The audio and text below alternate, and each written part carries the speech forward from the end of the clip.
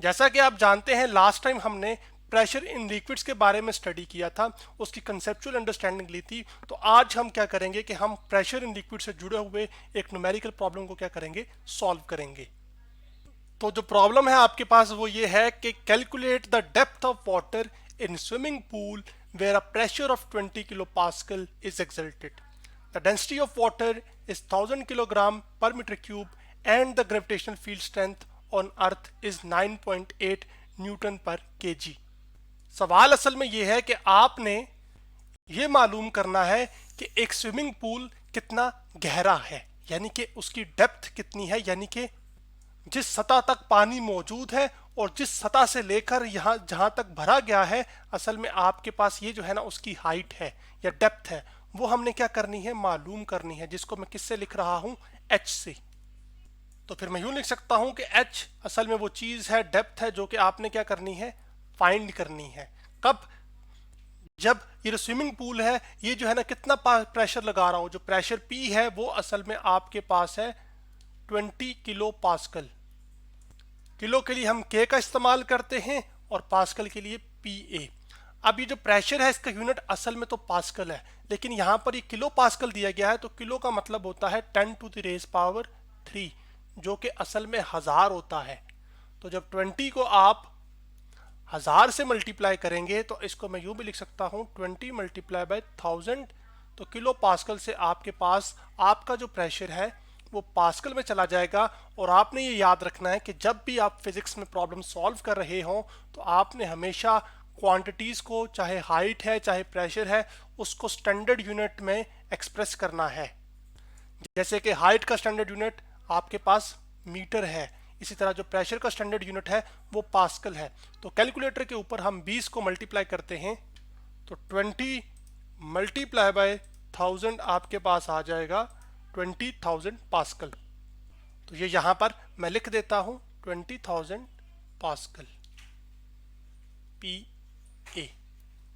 जबकि ये जो ग्रेविटेशनल फील्ड स्ट्रेंथ है यानी कि जी है, उसकी वैल्यू असल में 9.8 न्यूटन पर केजी है, जो कि असल में आपके पास 9.8 आपने पढ़ा होता है मीटर पर सेकंड स्क्वायर।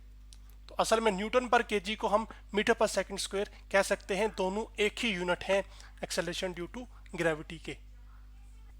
अब जो डेंसिटी है पानी की वो आपको दी गई है 1000 किलोग्राम पर मीटर क्यूब, जिसको हम रो से लेबल करते हैं और वो है 1000 किलोग्राम पर मीटर क्यूब।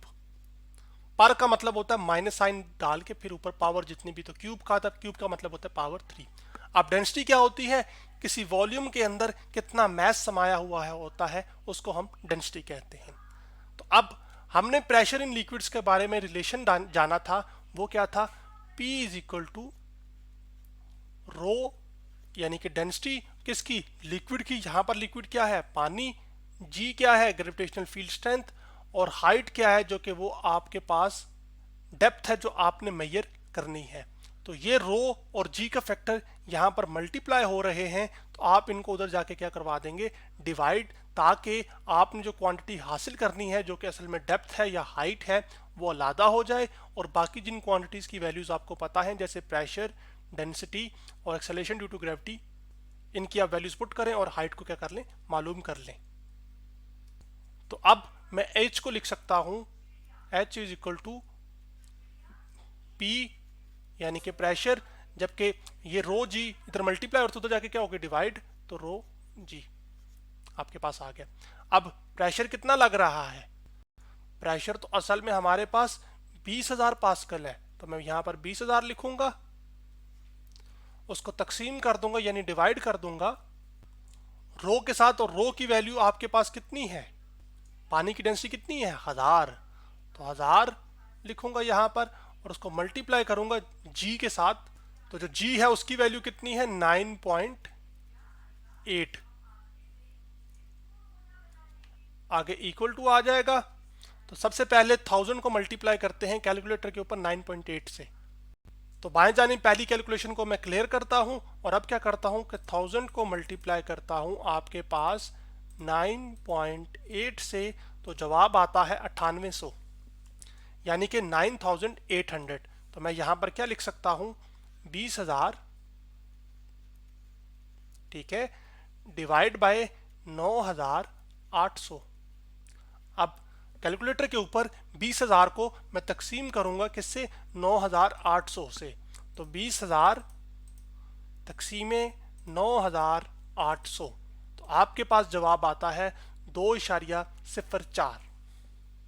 तो उसको मैं लिख लेता हूं 2.04, और हाइट किस में मेजर होती है, मीटर में। तो इसका मतलब है ये जो स्विमिंग पूल है ये सिर्फ 2.404 मीटर गहरा है।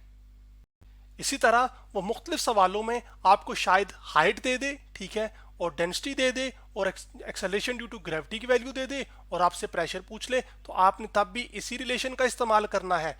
लेकिन जिस चीज़ को हासिल करना है उसको एक जानिब रख देना है, जैसे कि प्रेशर अभी हासिल करना है। अगर अगले सवाल में आता है प्रेशर हासिल करना हो या मालूम करना हो, तो आप प्रेशर की क्वांटिटी को यहाँ पे रखिएगा इक्वल टू रो की वैल्यू पुट कीजिएगा डेंसिटी की, फिर जी की पुट कीजिएगा, और फिर एच जो दिया होगा उसको पुट कीजिएगा, निकल आएगा आपके पास।